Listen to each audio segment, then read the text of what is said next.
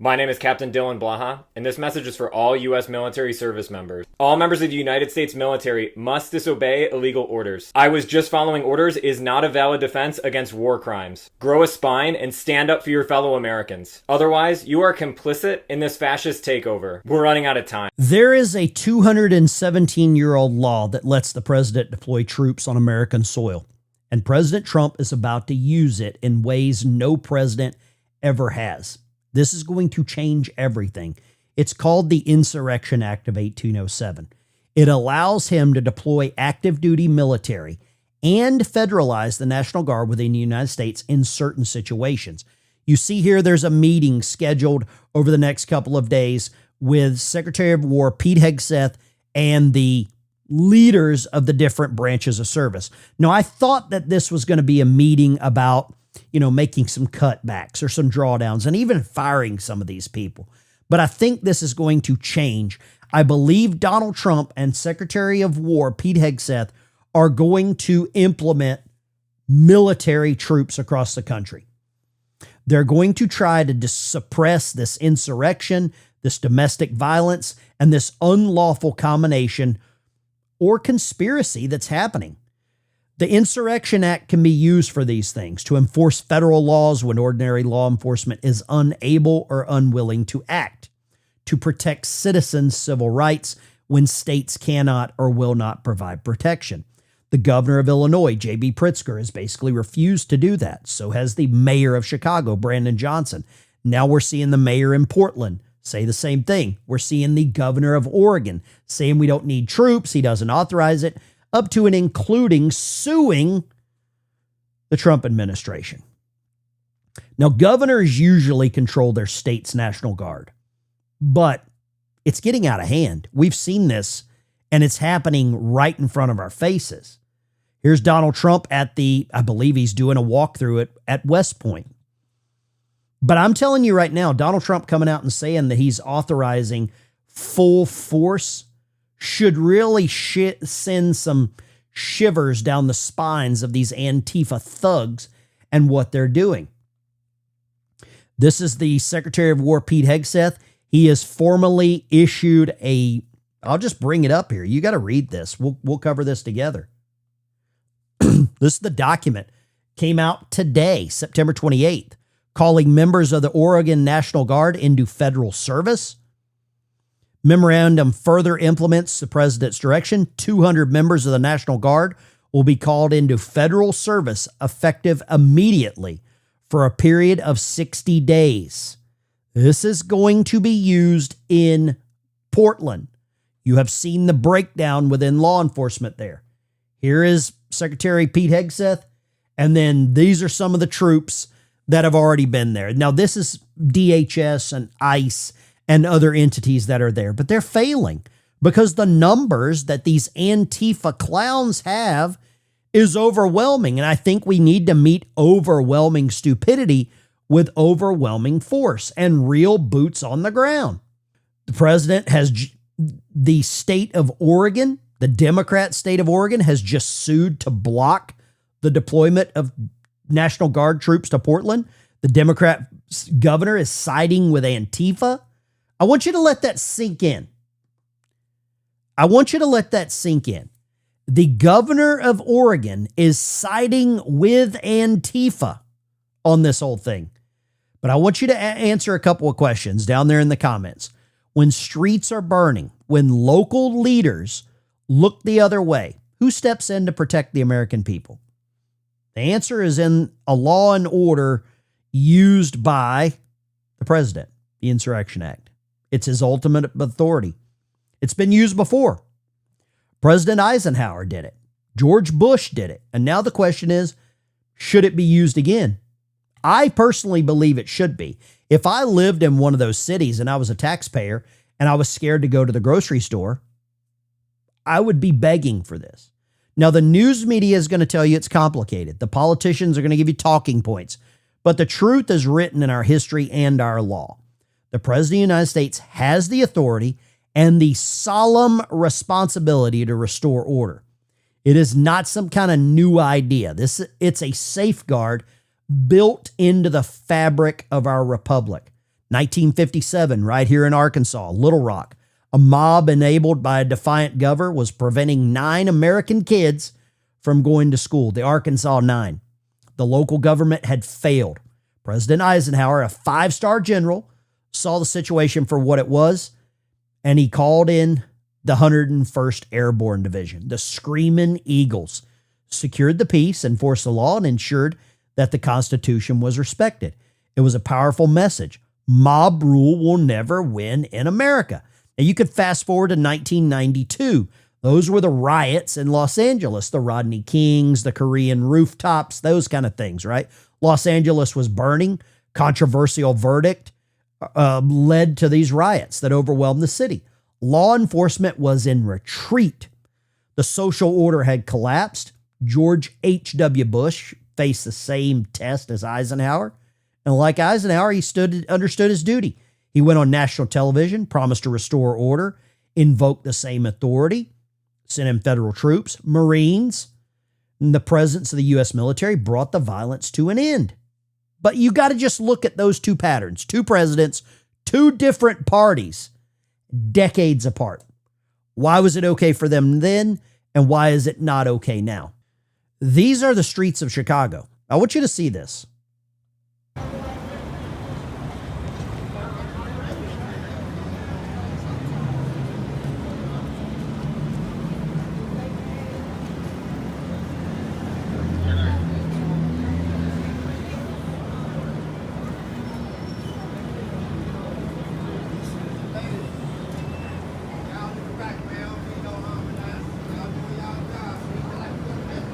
You noticing something there? People are going about their daily duties and lives. The National Guard, looks like National Guard, they have been authorized to come in and walk around. It's a visual deterrent. Nobody's being bothered. Nobody's been snatched off the street and thrown into the back of vans the way that they would have you believe. Right?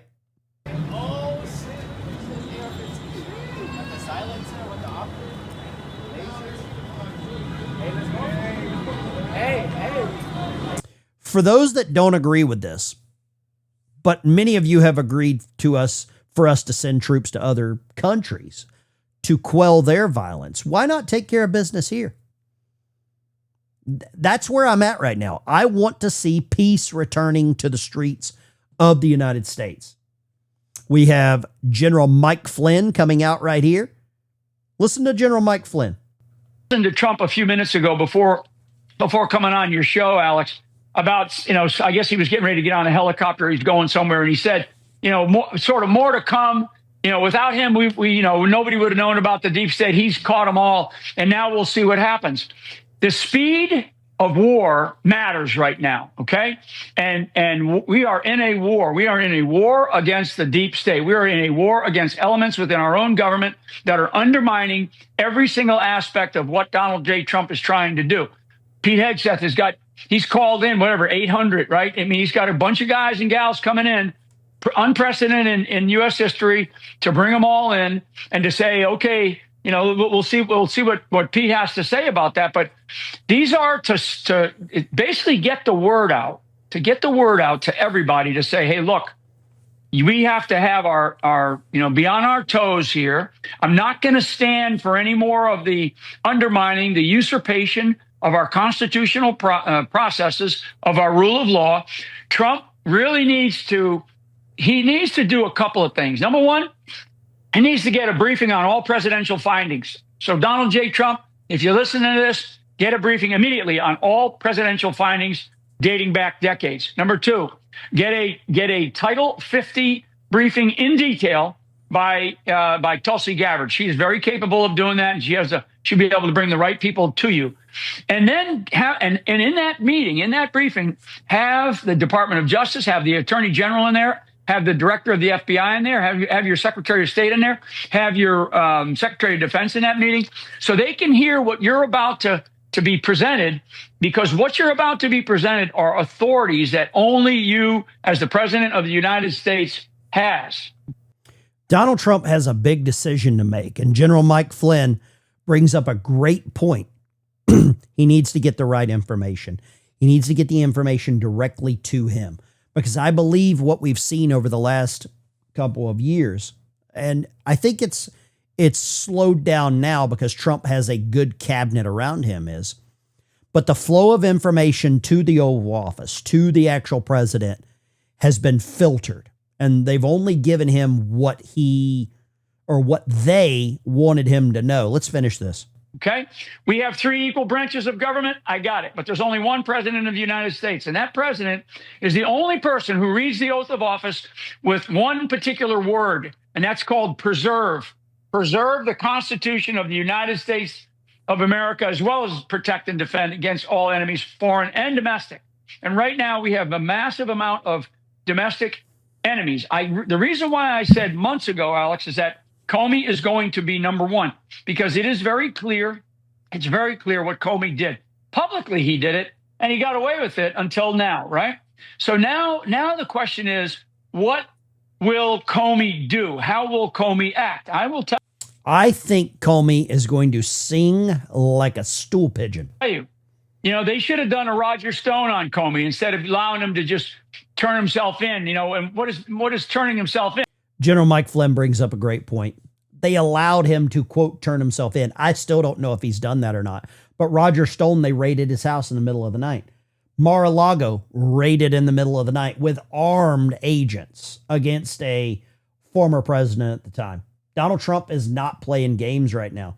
Now, once this National Guard is mobilized, this is a guy by the name of Brigadier General Alan Grunwald, left the United States Army's active duty to lead Oregon's National Guard. And now he is openly questioning and violating his oath of office to stand against the president of the United States. He's here with the mayor of Portland. See him here.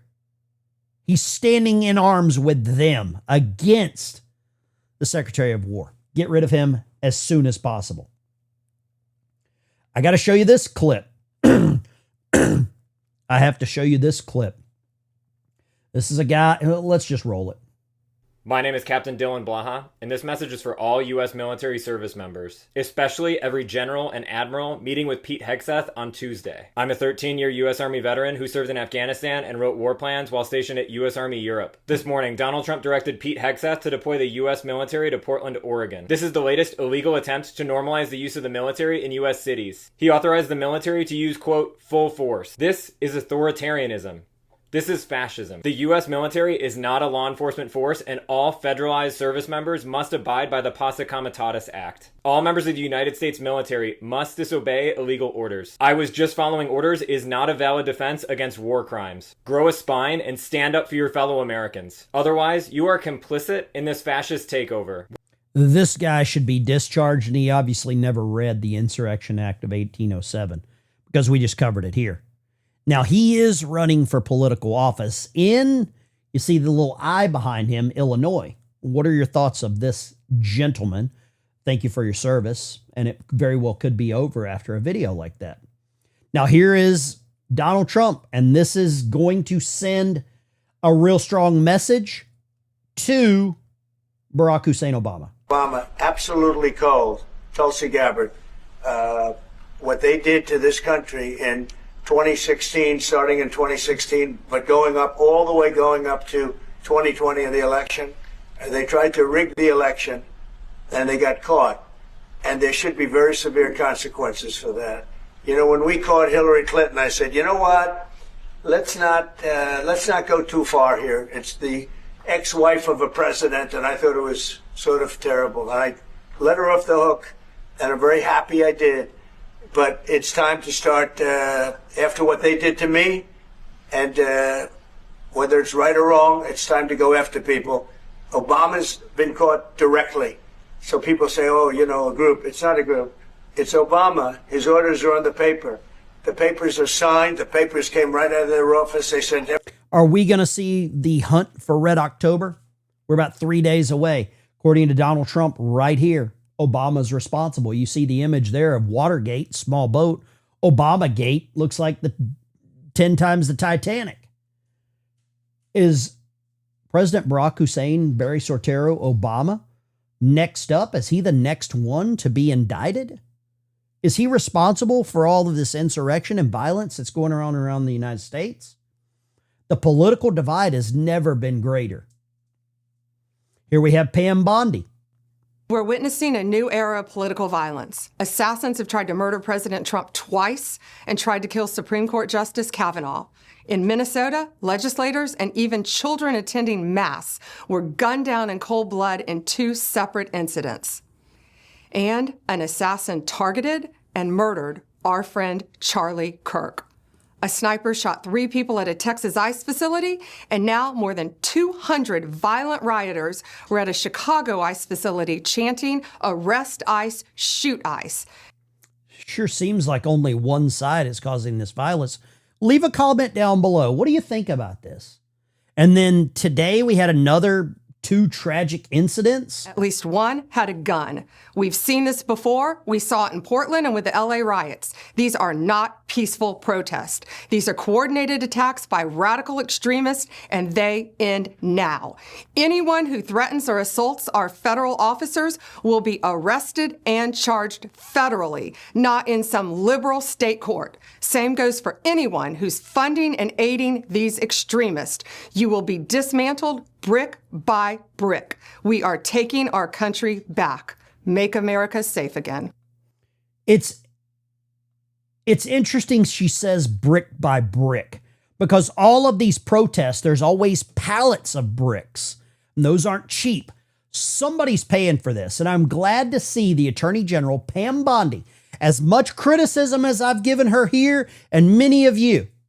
She's the first Republican Attorney General to ever indict a former head of the FBI.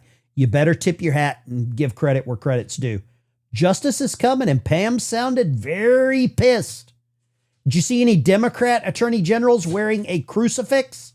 You're not going to see that. The latest little bit of violence, I say little, it's horrible to talk about. This is a tweet from Barry Cunningham. Warning, do not go to any church without armed guards inside and out. The nuts have been activated.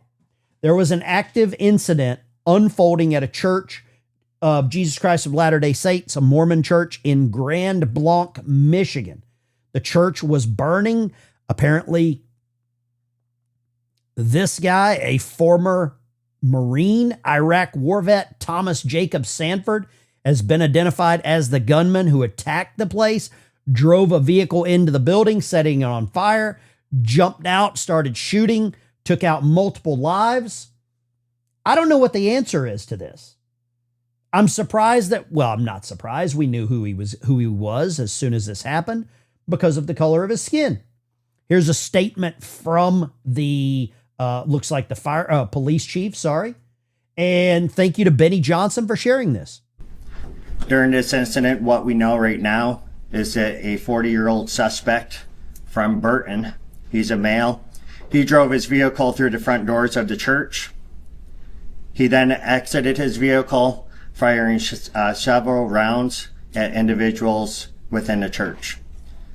10 gunshot victims have been transported to local hospitals at this time, including one who has been deceased. Officers who were trained immediately responded to the area. One was a DNR officer, and then one was a Grand Blanc Township officer, where they met the suspect and they engaged in gunfire with that particular individual, neutralizing that suspect, and that suspect is no longer with us. As I said, it is a... What is going on in America right now? We've got the ICE shooter in Dallas. We've got the Utah shooter, Charlie Kirk. Now we've got this guy in Michigan. What is going on in America right now? Is this a move by the, I would say, cabal, that's my new word that I like, to get people to want to get rid of the Second Amendment?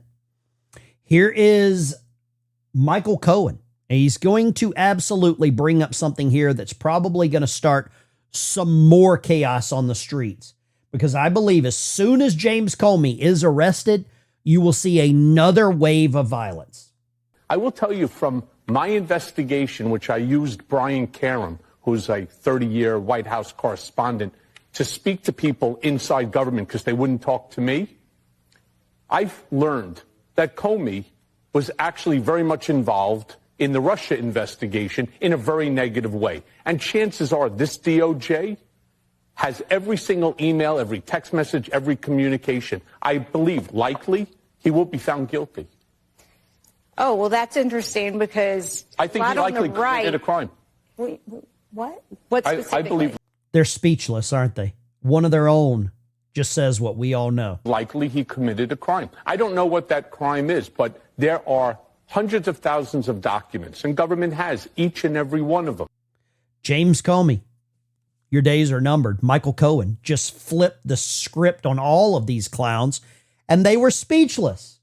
Donald Trump just released this clip on Truth Social. Chicago, you're going to be safe.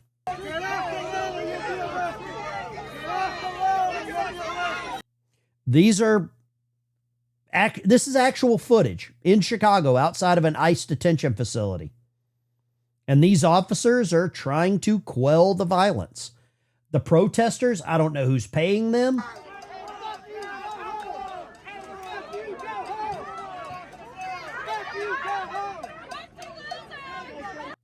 Someone is paying them. Someone is paying for the transportation of them to these facilities. You can't get Gen Z off the couch without a $20 bill. This is happening. Got breaking news right now. This happened about 2 minutes ago. Israel has detected the launch of a ballistic missile from Yemen. The chaos is overwhelming around the world right now, guys. It's overwhelming. But you're spot on. I mean, to me, in addition to this being a natural phenomenon of hatred and disrespect to the United States of America, this is also a spiritual battle that I see. And these people are the devil, because there's no reason whatsoever in such a beautiful country that we have that people would be trying to, sabotage it. It's very simple. The attack on ICE is not justified whatsoever. They're just abiding by the laws that we already passed on the books. And the hatred in law enforcement. If you look at the scenarios in which they decide to hate law enforcement on, these are justifiable shootings 90+% of the time. And I think it's just shameful that we have such a good thing going and they are methodically trying to destroy it every single day with their rhetoric, with their actions, killing people and all of the above. So it's imperative that we, me, you, and those who you mentioned on the stage, and obviously Charlie is, in heaven looking down on us, but we have to. That's Officer Brandon Tatum. Go check out his channel. He brings up such a great point there. We have such an amazing country. Why do people want to destroy it? Who is paying for it to be destroyed? More importantly, why is it being destroyed from within? That's our breakdown for today. As always, this channel is dedicated to unpacking the daily news, giving you real analysis with no filter. I don't really have one. The mainstream media is going to spin things, and we're going to cut right through it.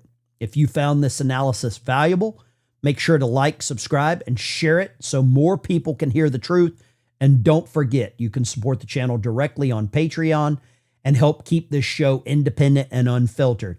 Support my sponsor right up here, Keen Greens, a little organization started by someone that I know very closely to help veterans. Thanks for watching. Stay sharp, and I'll see you back here with more analysis of the stories that matter most. Smash a like and subscribe button. Stay safe, guys. Things are going to heat up even more. Join my Patreon. Join the channel as a member to get access to a private chat server where you can talk to me anytime and other people just like you. See you on the road.